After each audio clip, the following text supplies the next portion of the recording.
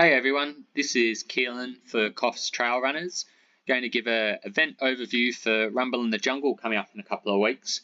I'll go through each of the distances, the courses, the event schedule, what's changed from previous years, and hopefully answer any questions that you have. So just first up, we do have entries still open. On our Rego page here, we have 530 in currently, which is, much bigger than previous years, almost double last year. But even still, we've only got a few spots left in some of the distances and expect them to sell out in the next couple of weeks. You can register the kids online. Encourage registering the kids, just saves any hassle on the day. So pass this on to anyone who hasn't registered yet. It's going to be an epic event. We've put a lot of effort into it. And can't wait to see everyone there. Shout out to BCU Bank, who are on board as our major naming sponsor for this year, just helping us make the event go to the next level. So I'll go through each of the distances. You can click on these photos and it'll take you to each page for quick reference.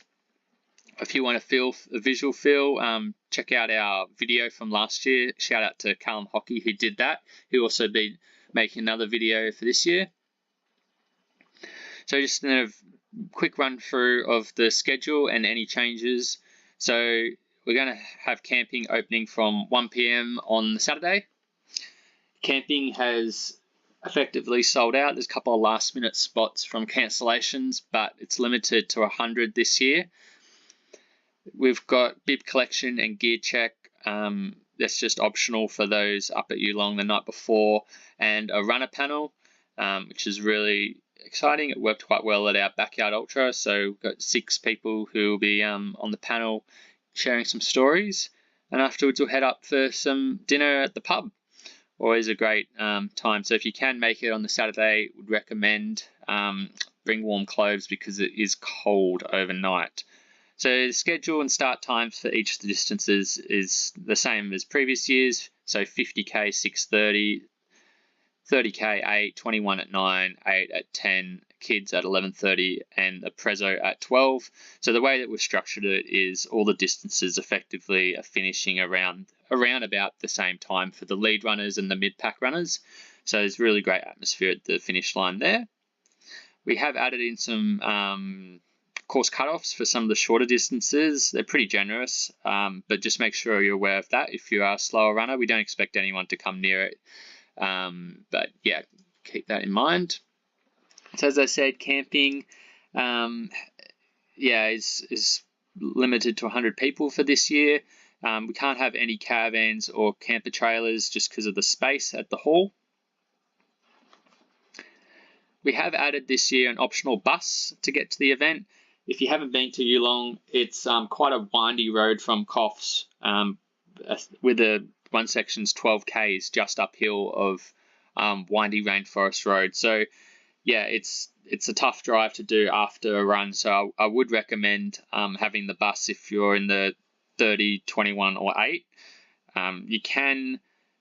We have worked it out. So you effectively 90% of the field will be able to take the bus if they want to. So make sure you book the bus. If you have registered and thinking about it, you can go to the store, you can go back in, click on the bus, and it'll bring up your registration number and details. You can book that there. We're also having a more formal finish line drop bag service at the hall, so you can leave things if you're either taking the bus or you're parked and you want something close into the hall. I have a drop bag service there. Just make sure it's labelled. I recommend looking at this frequently asked questions tab. You can see everything from, we've got medals this year. We'll have some age group prizes. You can also see the event hub layout. It's the event hub for this year. The minor changes this year, there'll still be camping alongside the creek behind the hall. Got 2-wheel drive parking if it's dry, and on the banks for 4-wheel drives. We're actually changing the start and finish chute, so you'll actually be going the other direction to shown on this map. So you'll be starting close to this access gate, running anti-clockwise around into the single tracks, and on your way back doing the reverse. That's just so we're closer to the hall and the catering. Yeah, we also do have access to a property for some overflow parking. So if you're arriving in a later distance and it's full at the event hub, you'll be directed to park at the overflow spot, and you can just walk down Hutchison Street and cut through onto the oval. It's about a 500 meter walk all up. So yeah, check out that tab. 50K. Let's get into it. So each of these tabs has some great information. I would recommend checking out the aid station tab that has section splits and cutoffs for each aid station. Mandatory gear. So the only points that's changed for mandatory gear this year is you do need the Emergency Plus app, but we're also going to add our dedicated first aid professionals number. That's going to be mandatory to put in your phone, and we'll have that available closer to the time. So 1 litre of fluid, snake bandage, emergency food. So when we say that you don't intend to consume, we mean pack your normal race nutrition and then pack 2 extra muesli bars. That's what we mean by emergency food. Space blanket, emergency whistle, that can even mean the small ones on your pack. We're a cupless event, so I'd recommend a soft cup. There's not going to be any cups at the aid stations. We do have our own ones to buy at CTR ones at the event if you want. Gloves. It's going to be pretty cold at the start line. Possibly frost on the oval. It could be 0 to 5 degrees is likely. So yeah, would recommend gloves and a buff or something if it's if you feel the cold. And we'll advise 3 days out if you need a jacket or a buff. Don't expect to at this time of year up there, but you never know. So the schedule, yeah, again, we've added in some intermediate cutoffs. They're all, if you're going 9 hours, you should get through all the early cutoffs with no problems. The main cutoff is at Bangalore Road. That's after the big climb up to the tower, which we'll talk through in a second. So just be aware of those cutoffs. So the 50K course, it's a tough course with effectively 4 out and backs, just shy of 2,000 meters elevation. So I'll talk through the 50K course in detail, and then each of the other courses basically do part of the 50K course. So do listen if you're doing one of the shorter distances, as it'll be common for all. So you start with a little loop of the oval before entering into a private property on some single tracks here. You then pop out onto Eastern Dorrigo Way. So this is traffic managed. There's a closed lane, and please follow the directions of the traffic controllers as you pop out on this road. It's not a busy road, but it is, I think, 80 Ks here or 60 Ks. So yeah, just there'll be a whole lane closed, so you should be fine there. You then start to make your way up Coffs Road. We're now on a gravel road going through farmland. It's really nice views around of the farms here. You then come up into the national park. This aid station won't be there early on at Langley's Road, only at the 46K mark. So we just changed that for this year because no one really used it so early on. There's then a short out and back on Langley's Road because, hey, we can't have you running 47Ks. So there's an extra out and back there on Langley's Road, the same as last year. Before you come along the main range road out towards the junction with Pine Road. Dropping down Pine Road, it's a long descent. It's about 3.6 Ks, 450 climbing, 12% average, all the way down. Quite runnable, easy to cook your quads, so do take it easy early on. Aid station at the bottom at Derryville, 14.8, and then this year also at 15.8. Unfortunately, Jersey Bull Road is out of action for this year. It's just overgrown. So the plus side is you'll turn around right at the river, so you won't have cold feet crossing the river twice. The downside is you have the equally long climb what you just descended back up Pine Road, but you'll see a lot of people. So hopefully that gives yeah, there'll be a nice atmosphere, as there's 120 entered in the 50k currently. So yeah, you'll see a lot of people coming back up, but just stick to the left as well, because it could be a bit of traffic. But yeah, you get the aid station at the bottom twice. You then come back up to the plateau, running out towards Bangalore Road aid station.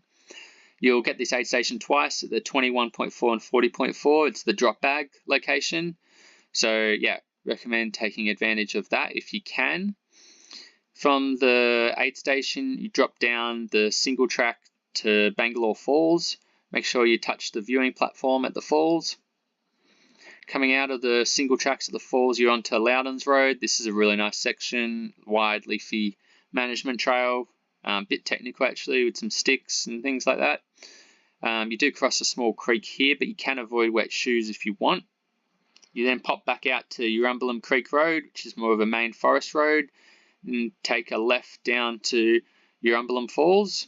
The bit down closest to the falls is a little bit scrambly. It's really pretty. You cross like an old bridge and a little creek, and then yeah, go right out to the waterfall down there. That is a little bit slower closer to there, but this main road is a forest road. Really nice forest road. Climbing back up now towards the aid station at 32.5. Would recommend refilling there quite a lot, because the last climb, well, not the last climb, but the penultimate climb up to Mount Wandurga is pretty tough after 35 Ks.